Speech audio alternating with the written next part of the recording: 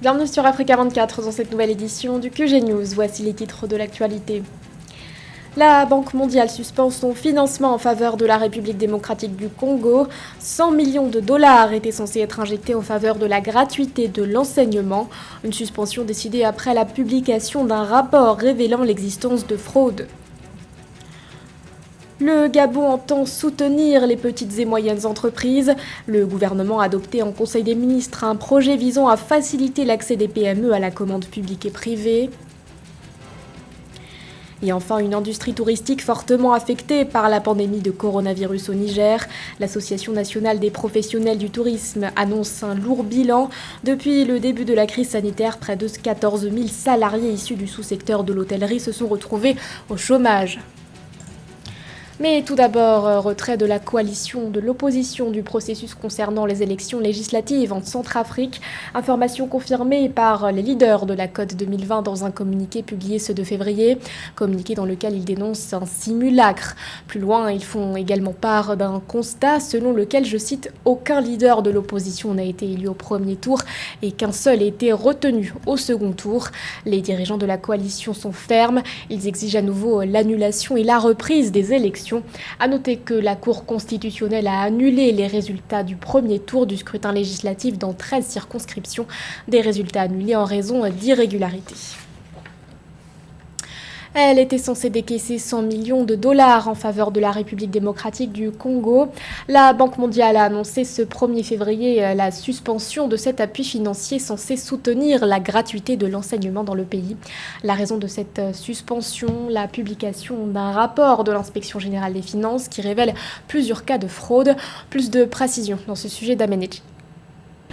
Suite à l'arrestation du directeur national du service du contrôle et de la paie des enseignants et l'inspecteur général de l'enseignement primaire, secondaire et technique, après un rapport de l'inspection générale des finances qui avait saisi la justice en RD Congo, la Banque mondiale a suspendu son financement. Ayant conditionné son assistance à la gratuité de l'enseignement, l'institution envisageait déjà de décaisser 100 millions de dollars d'ici la fin de l'année. Cette situation met en péril deux choses. La première, c'est la réputation de la RDC vis-à-vis de ses partenaires commerciaux, notamment les USA, qui ont renoué commercialement avec le pays, ou encore de ses partenaires financiers comme la Banque mondiale, qui soutiennent le pays en cette période de crise, notamment sur le plan de l'éducation. Il faut dire une autre chose, c'est que ces détournements portent un coup fatal au projet si cher au président Félix Tshisekedi. Cela sème le doute aux yeux des partenaires. En juin 2020, la Banque mondiale a approuvé un financement de 800 millions de dollars afin de soutenir la gratuité de l'enseignement primaire et public en RD Congo, le grand projet du président Félix Tshisekedi lancé en septembre 2019, mais il existerait des listes gonflées d'enseignants fictifs dans des écoles inexistantes, de fausses factures ainsi qu'un détournement présumé de 62 milliards de francs congolais. On se rend bien compte que finalement, le nombre pléthorique et de faux enseignants dans l'éducation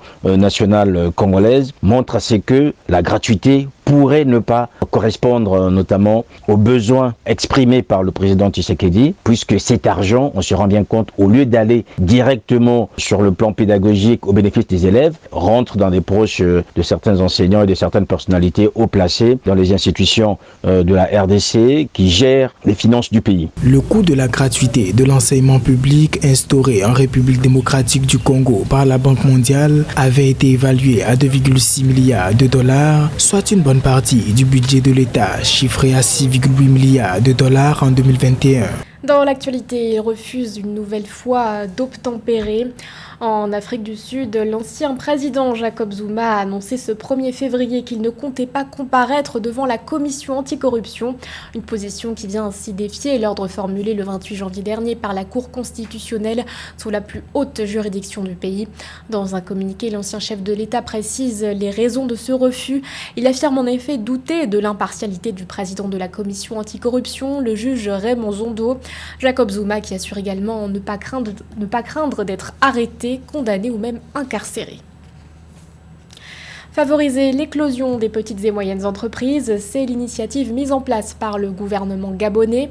À cet effet, un projet a été adopté le 22 janvier dernier en Conseil des ministres, un projet permettant aux PME d'avoir un meilleur accès à la commande publique et privée. Les détails avec Marie-Raphaël Antolo.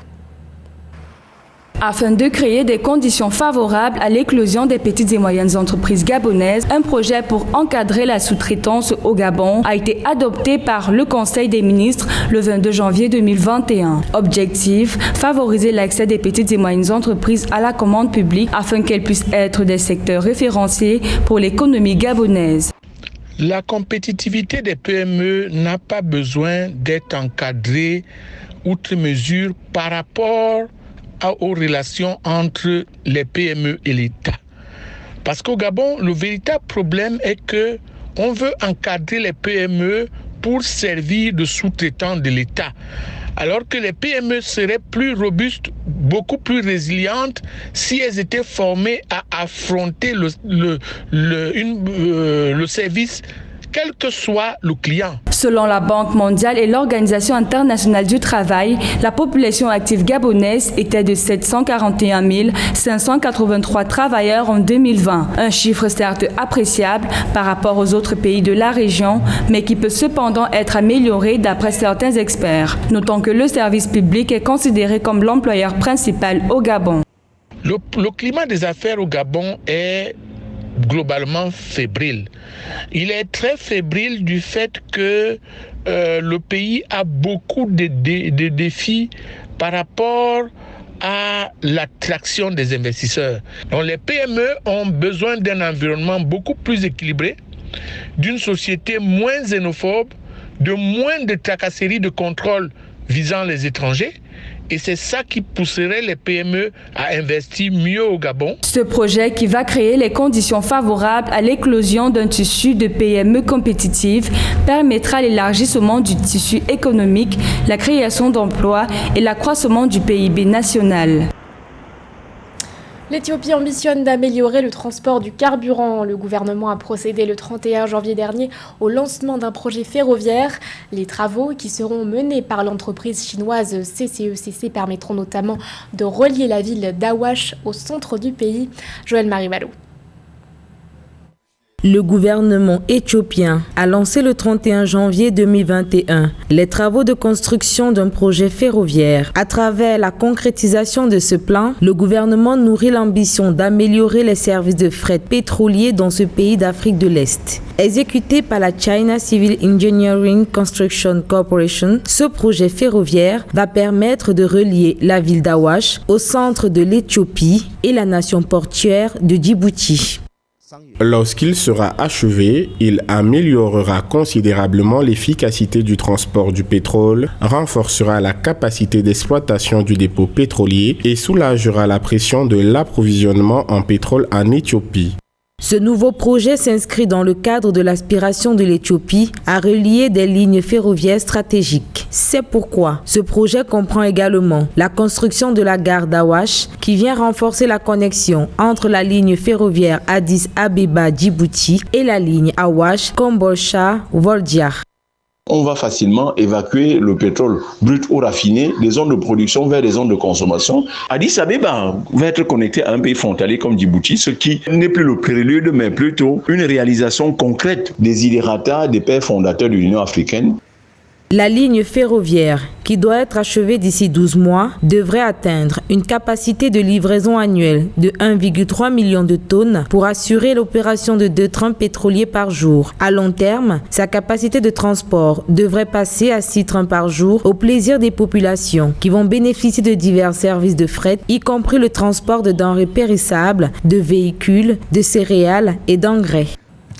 Au Niger, le secteur touristique subit les foudres du coronavirus. Selon l'Association nationale des professionnels du tourisme, près de 14 000 salariés issus du sous-secteur de l'hôtellerie se sont retrouvés au chômage depuis le début de la pandémie.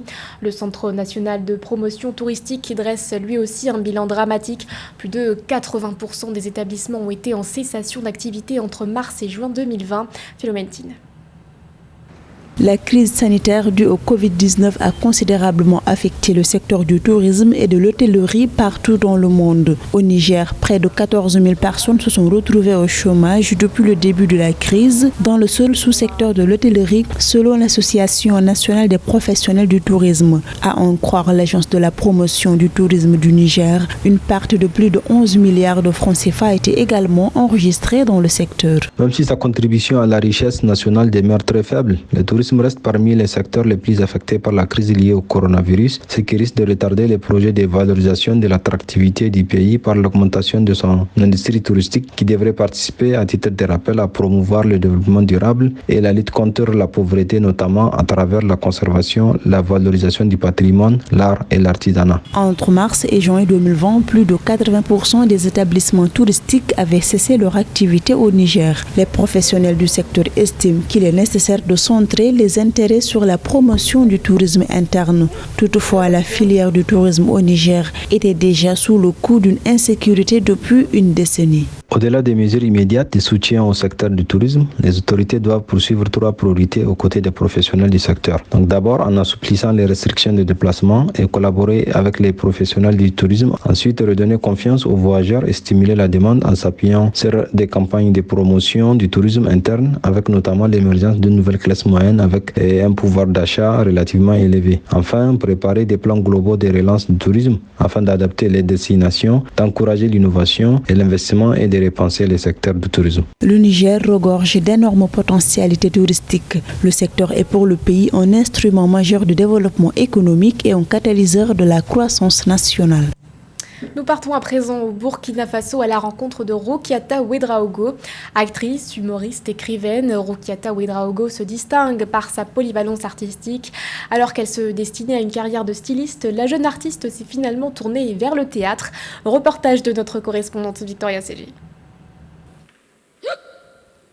Des tas de métiers différents pour en arriver à celui d'humoriste. Il faut assez de hargne pour y parvenir et ça, elle l'a réussi. Arrivée en France en 2000, Roukiata Ouedraogo voulait devenir styliste. Après avoir fait du chemin dans la cosmétique et aussi quelques échecs, c'est l'art dramatique et le cinéma qui lui ouvrent en fin de compte les bras. Je me suis dirigée vers la scène un peu plus tard parce que je voulais exprimer en fait des choses que je ne pouvais pas exprimer en tant que maquilleuse puisque j'étais maquilleuse. J'ai fait des tas de boulot. J'ai été caissière, femme de ménage, en fait j'ai tout fait. Vu que je viens d'un pays africain, du Burkina Faso, où il y a un accent, les gens me renvoyaient beaucoup à cet accent. Donc pour pouvoir prendre la parole et avoir suffisamment confiance en moi, j'ai décidé de faire des cours de théâtre. Et c'était juste un stage de prise de parole. Et suite à ça, un de mes professeurs m'a motivée. Il m'a dit, écoute Roukiata, il y a quelque chose, il faut absolument que tu viennes t'inscrire à l'école. La native du Burkina Faso reste intègre à ses origines. C'est d'ailleurs au pays de Thomas Sankara que le succès lui sourit pour la première fois. Son spectacle Yéléga, l'épopée des Mossé, écrit en 2008, la révèle au monde francophone. Gros coup de buzz pour celle qui ne forcera plus certes, mais qui a énormément travaillé pour s'imposer dans un milieu jadis masculin. Il y a de la place pour tout le monde. Il y a de la place pour les hommes, il y a de la place pour les femmes. Donc elles sont, je trouve ça formidable qu'elles puissent s'exprimer, qu'elles puissent monter sur scène et parler de ce qu'elles veulent aujourd'hui. Je trouve ça génial. Que les femmes puissent se revendiquer humoristes et trouver les places. Avec près d'une dizaine de productions à son actif et plusieurs rôles dans le cinéma, Roukiata Ouedraogo est devenue l'un des visages féminins de l'humour les plus sollicités. Elle parcourt les scènes, partage ses chroniques avec des milliers d'auditeurs et spectateurs, offre sa voix pour des doublages. Auteur d'un livre intitulé Du miel sous les galettes, Roukiata est aussi engagée auprès de différentes associations au Burkina Faso, dans l'éducation et la santé. Ce journal a été réalisé par l'ensemble de la rédaction. Merci de votre fidélité. L'actualité continue sur Africa 24.